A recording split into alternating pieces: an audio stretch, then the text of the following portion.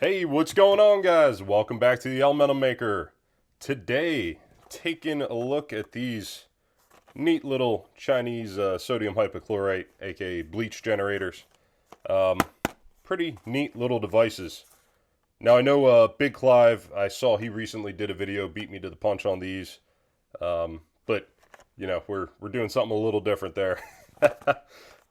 Great video by Big Clive. Check it out.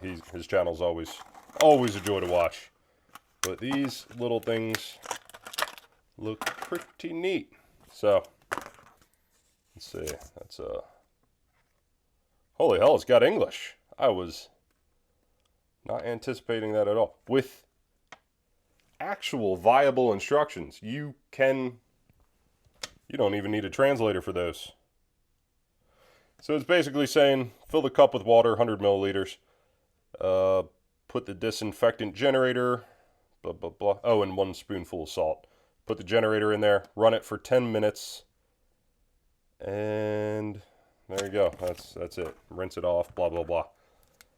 Now, what I am curious about these, because I don't remember all of Big Clive's video that well, I don't think there's any sort of timeout circuit in these. So I think we should be able to run them. So that's how it's clamped. Run them for extended periods. That's easy enough to get into. Oh yeah. There ain't shit in there. Beautiful.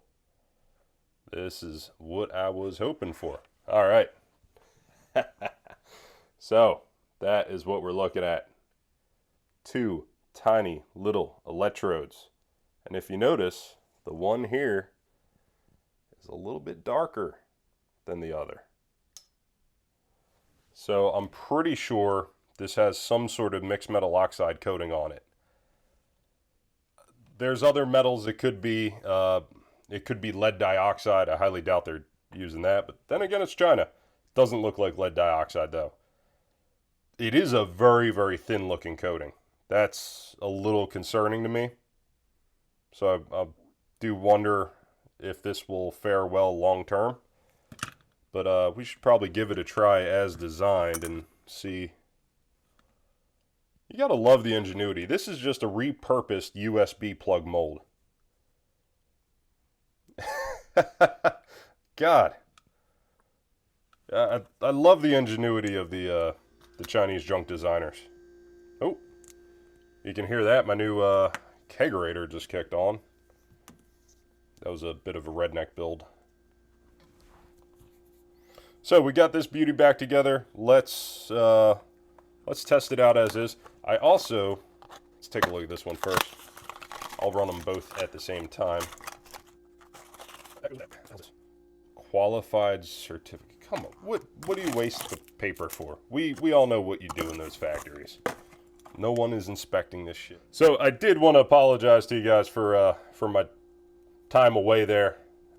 Thank you for those of you who sent messages and emails and showed up at my door. No. But so I got the first jab, and later that night I woke up in Bill Gates' basement, ball gag tied to the radiator, and it took me a while to escape. And no, only kidding, YouTube. Don't fucking kick me off for that. So we started some major house renovations, I guess like 4 or 5 months ago, and you know how smaller projects quickly cascade into larger projects, especially when you bought a house that was built in the 50s by a dude who had no idea what he was doing. So unfortunately, you know, a bathroom quick remodel turned into ripping all the walls out down to studs, having to reframe large sections of the whole upstairs because nothing was plumb or square, and you know, putting in a new tub you need square walls, ripping out all the old cast iron plumbing and putting in PVC. It was a nightmare project. I'm very happy to say that all that's left really now is tile, and I just got to throw the toilet back in and the vanity, and that's it. So I might even do a B channel video on tiling, since it's been a long time since I tiled, back in high school. was the last time I tiled, so that might be an adventure. Let's, oh shit, alright. Pull the condom off this one again. I guess that would be more like a, we'll just call it a ring. How's that? Nice. Alright. So you can see I ordered 2 types here. And there's a big difference in surface area. So they both look like they might have the same coating. It's kind of like a silvery, dark gunmetal metallic color. So I don't know what they're using there, because the other one that we got some time ago and tested, and it was viable for chlorate cells. I mean, we made a fair little batch of chlorate with this thing. You see, this one is very dark. Very dark. And that's typical of mixed metal oxide. Now, of course, you can go berserk and buy one of the big guns. This is a sheet of MMO that I got years ago on eBay. I think seller's name was Laser or something like that. I believe this was used industrial sheet, but it still had a ton of life left in it. But MMO is kind of the gold standard for making chlorates. If you're looking to make perchlorates, I'm going to explore some venues into making perchlorates. My goal is to basically figure out a way to go from table salt or maybe, you know, some other common chloride to ammonium perchlorate. So, you know, viable rocketry motors can be built kind of ground up. There's some nuance to that, though, because ammonium perchlorate has to be like special particle sizes and particle shapes. It's a little funky, but where the hell am I? Back to it. This other one might be even more viable because, as you can see, it has a larger surface. Oh, where the hell are you? All right. It's got a larger surface area, but it also looks to potentially have a smaller cathode area. I'm not sure if that looks like stainless. We can give it a spark test to see if it is titanium. I kind of doubt that. You can tell from the anode portion, though, that is titanium. You can see the kind of rainbow coloring there. Of course, we can spark test it, but hell, with these sizes, we'd lose half our surface material spark testing them. Got them both set up. We'll follow the directions for each.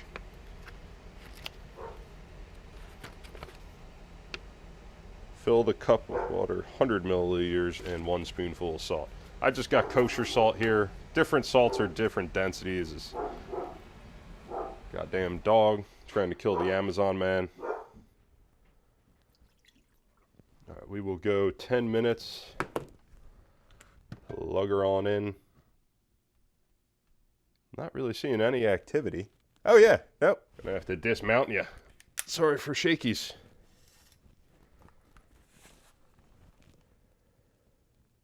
Yep, so we're getting some bubblies. And you can see here we are also getting some electrolysis action. Intumescent paint. Working on a video on intumescent paint. Alright, there we go. 10 minutos. And we'll yank the plug. Oh, that's nice and secure. But that's a good sign. No degradation. That's good. Curious to see where these puppies came out in terms of chlorine totals. So I got some Hydrion test strips here. Probably going to max them out immediately, I imagine. Yeah, we're over 200 parts per million there. This one I'm a little more curious because this is a lot more dilute. Yeah, look at that. We're right around 50, I'd say. Which is actually a good... That's actually pretty good. That is a pretty reasonable concentration for disinfecting surfaces. Now the issue is there's still a ton of salt in that. And we all know salt water is not the best thing to put on a lot of surfaces. So, yeah, I wouldn't use it on granite. I wouldn't use it on any sort of steel workbench, or maybe for mica tabletops at restaurants are okay with, you know, some salt. Yeah, that's probably fine.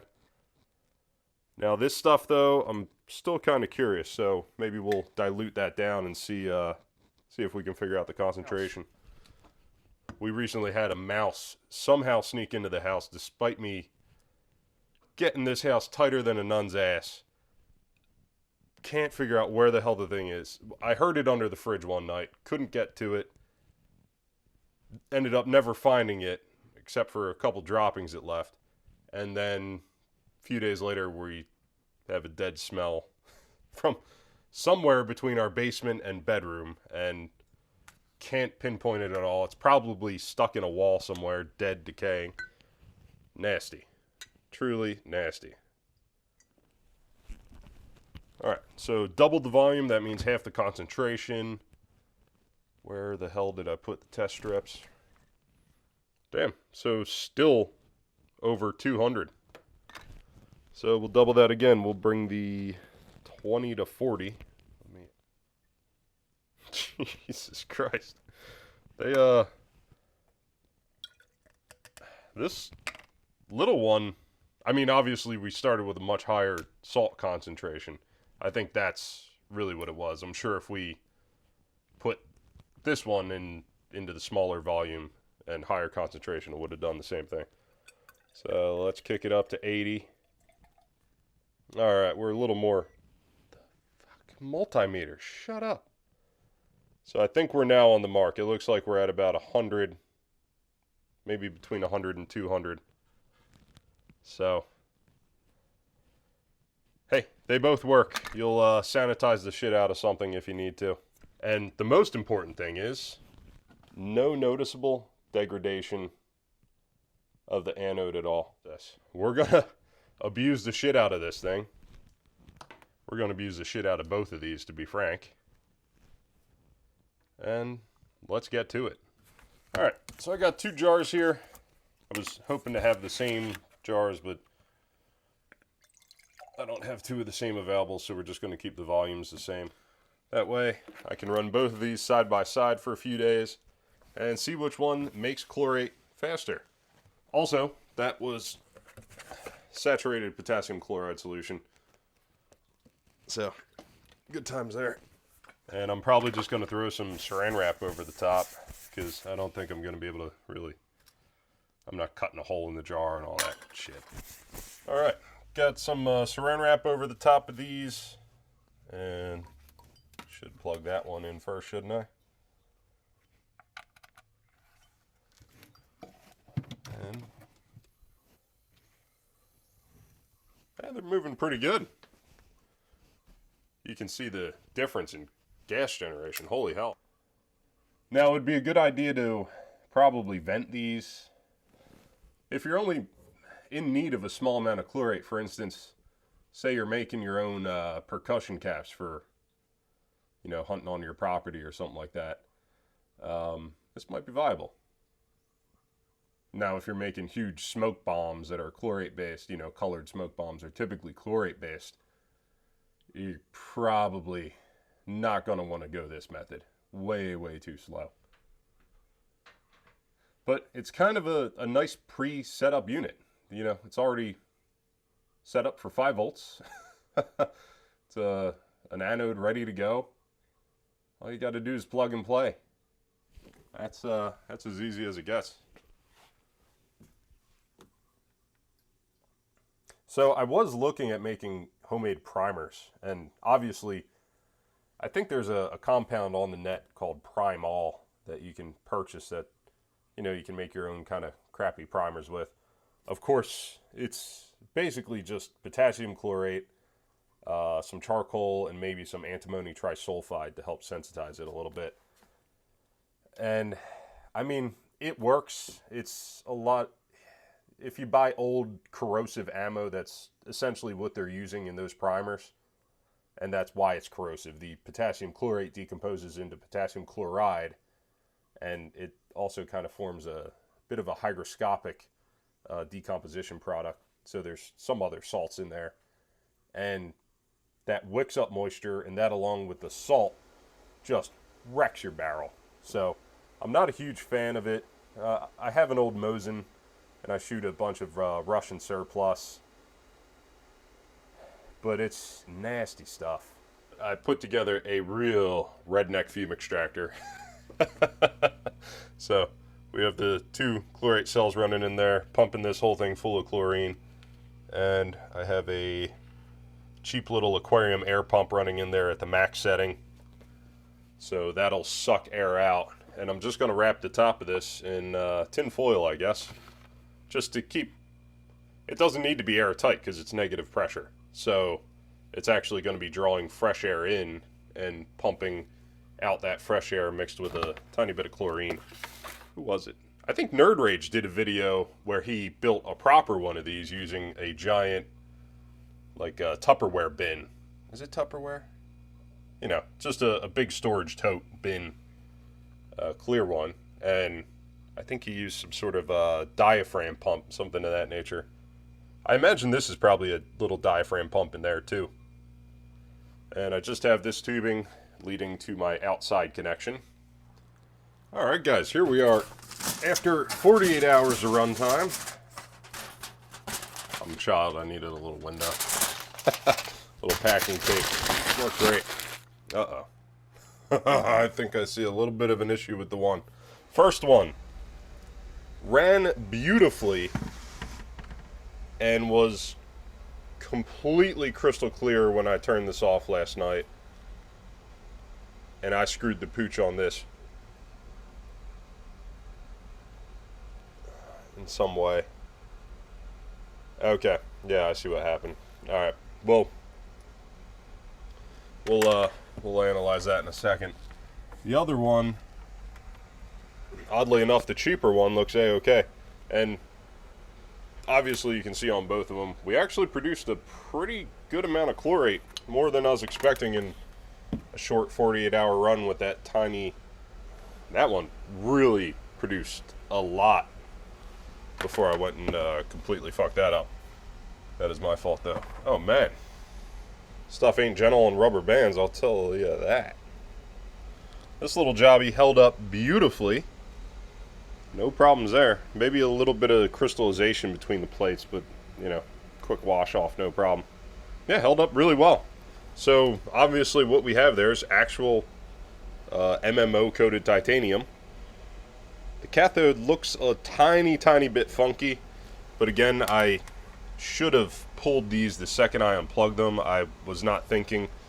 These were both perfectly crystal clear when I unplugged them last night, and I screwed it by leaving this one in, because this one I believe had a stainless steel cathode, and even though stainless steel is quote unquote stainless, it's stainless, not stain proof. And this cell environment definitely oxidized the living hell out of it. So I'm probably gonna toss the, yeah, oh man, look at that. I don't even think that's stainless. I think that thing might have just been plain old iron. This was the more expensive unit too. This one was double the price of the small ones. I think I got 2 of these for 17. This one I think was 18 or 19 by itself. So, oh, finally heater. Now this one did produce a lot more chlorate. And there's another catch there. My power supplies were kind of screwing up. So this one was powering this unit, the smaller guy. And I think this, I only have 2 of these USB plugs, so forgive me.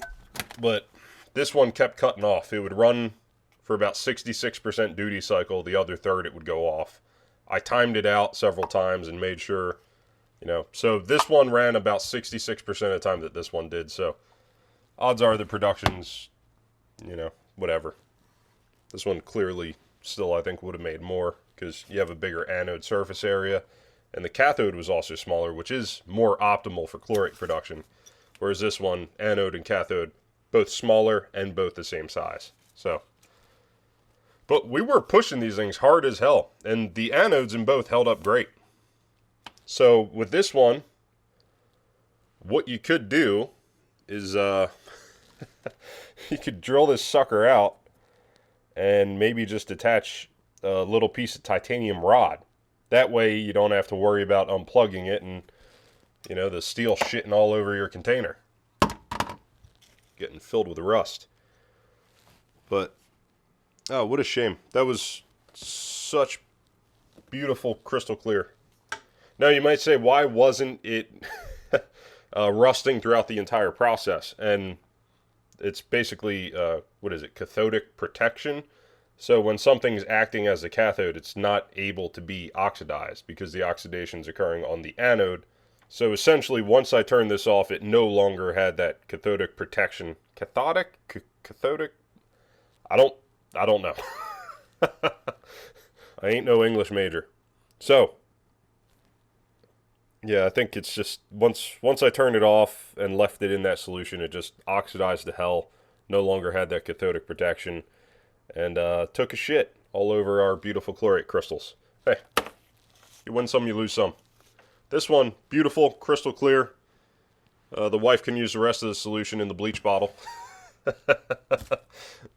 That actually would be some pretty darn strong bleach, I'd imagine. But there are no stabilizers, so it might already be decomposed pretty strongly. Well, we'll filter this, dry it out, and give it a quick test. Alright, well there's some of the chlorate. It's about a quarter of what we actually made. Alright. About to have the DEA blow down the door with powder that white. My God. Fingernails on the chalkboard sort of deal there. Alright, got my redneck fume extractor going, aka fan in the window. Got some powdered sugar here. And I'm just going to mix in some of the chlorate.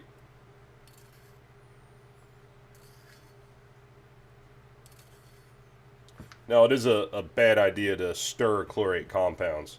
If there was something sulfur or acidic in there, it very well could have just blown up.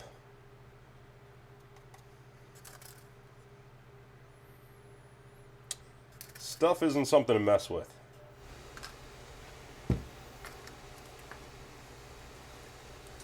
Alright, let's see what she looks like right as the furnace pops on. How great. Alrighty. Woo! Oh yeah. Fire detector test, get ready. Huh. Maybe I need new batteries in that thing. You working? Oh, hey, there you go, bud. Well, guys, there you have it. A viable way to get cheap MMO anodes that actually work for chlorate production. I mean, we push these little suckers hard. Well above what the industry uses for chlorate production. And they held up to at least 48 hours of production. This one would have been A-OK if I hadn't been an idiot and turned it off and let it sit in the caustic solution. But that's an easy fix. A little titanium, we're back in business. Absolutely awesome. I mean, you're not going to make a ton. It's enough to mess around with in the lab. If you want to do the screaming gummy bear, which I did in a previous video, you could definitely make enough to do that. Or if you just want to show the oxidation of sugar like we just did there. You know, maybe even make a tiny little colored smoke bomb. That might be viable. But these things are awesome. You could definitely use them, and they're cheap. Thank you so much for watching, guys. I hope you enjoyed. Please don't forget to thumbs up, subscribe, drop a comment, join the Patreon if you like it enough, and I will see you guys on the next video. Have a great one.